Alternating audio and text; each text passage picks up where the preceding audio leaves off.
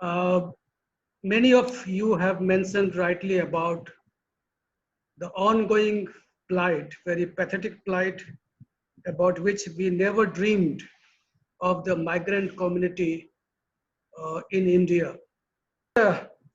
Since 23rd of March, we are seeing uh, the ruthless life of the migrants in India. They are virtually moving along with the death on the road. And now they are also moving on the railway track. We never dreamed about this. The World Bank says that the lockdown has impacted about 40 million of migrants in India, whereas the recent statement by the finance minister said that nearly 80 million migrants are affected, and government is trying to reach up to them. Uh, even till date, no government, basically some of the state government and the union government, has reached out to all those migrants who are trying to reach out to their home with the hope that they will survive. You are able to see many pictures, many photos, uh, videos about the pathetic life of the migrants virtually on the road. Uh, Today I saw one post from my one friend in Gujarat, uh, have published a letter from one local officer in Bulandshahr, UP, saying that even one individual cannot attend to any migrant who are walking on the road in terms of providing them water, providing them food. If they do so, they will be violating the COVID-19 protocol and they will be punished.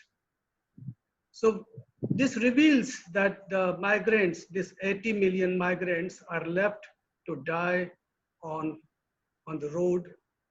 And many of the migrants have decided either to die or either to reach to home. This is the situation. So no point of talking more about what further going to happen. Because my subject is to share that what government funds are for them. The first fund was made available. We have no solid data about that, but it was the first announcement was about 3,100 crore rupees from the PM Care funds, out of which 1,000 crores was allotted for food, shelter, medical treatments, and transport. Well, even if we take the issue of transport, we have not seen a single picture so far or single incidents we know where the government had provided transport to the migrants to reach to their home. Well, for last 1 week, we know about. Can you move this? Can you move this? Yeah. For last 1 week, we know about the Shramik Express, and even Shramik Express is not able to carry even 20% of migrants stuck in various states.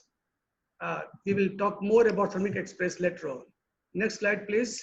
Yeah, yeah. Government is working on the methodology of disbursing the fund, and on screen you can see that whatever funds they have allotted so far, 3,100 crore rupees, out of 1,000 crore rupees is for migrant. So the 50% will go to the state and union territories as per their population. 40% will go as per the cases, as per the numbers of positive cases of COVID-19, and the 10% will go to the government to in the hand of municipal corporation and the collectors to decide what they wish to do that. Well, government is making announcement, and today all of you may agree that government is visible only on television screens or Twitter or social media. Uh, on in field, uh, hardly government is visible. In Goa, they say that they have provided food to 1,50,000 migrants, where are 4 lakhs migrants are in Goa, out of which 80,000 have registered themselves to go back, and rest are not able to register because they have no access of online medium, they have no access to go to panchayat or district collector. So neither they are getting proper food, neither they are getting proper access of medical treatment. There are 11 centers in Goa where many of them have been kept, but they cannot go out. They're virtually living like old days slaves. Next, please. Well, in the new announcement, which all of you know, that in between they made an announcement of 1.7 trillion of packages from Prime Minister Garib Kalyan Yojana. And again, that is divided among many, and divided among the migrants, farmers, rural and urban entrepreneurs, and so on. But the moot question is that whether the government is able to disperse that money.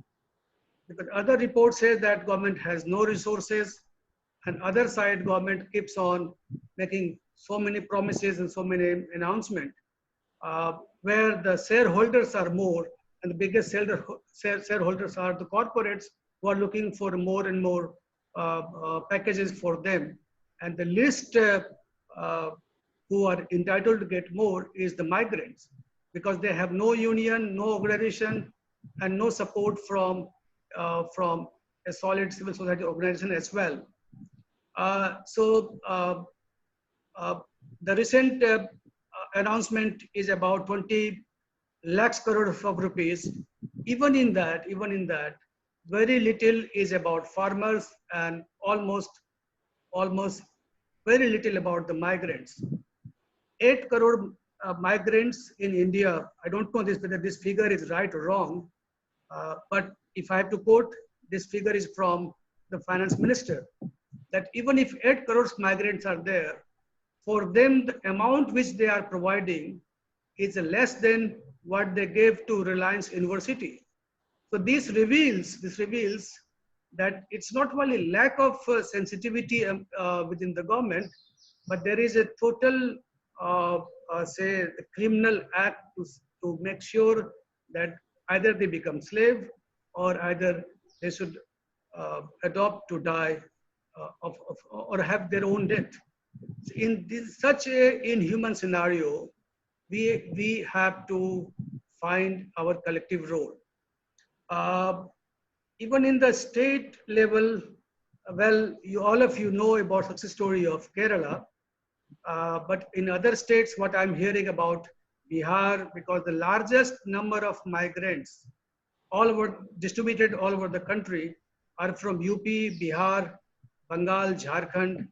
Uh, these 4 or 5 states have the largest share of migrants, and these migrants are neither acceptable by their own states, or those states have no program in favor of the migrants. This is the one side.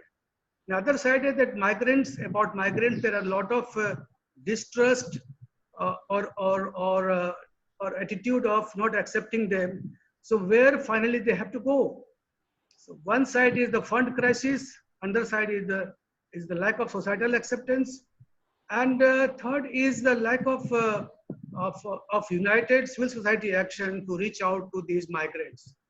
So we do believe that the lockdown has very hugely affected the life of the migrants, and we do not know that how many will succeed to reach. So far, about 400 plus have died. Again, this figure has to be validated.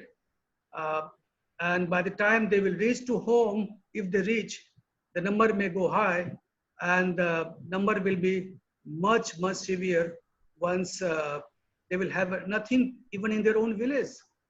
So I think at this juncture, civil society has bigger role to play in favor of reviving the life of the migrants. Thank you. Yeah, thank you, Kalananji. You have been very specific and how the government is indifferent towards the migrant worker, and you have brought important that the very little money is available compared to their friends in the Reliance and other things are there. And also those are coming as an bits and pieces. What they're providing is a liquidity and not the essentially the money to meet their immediate needs. Thank you very much.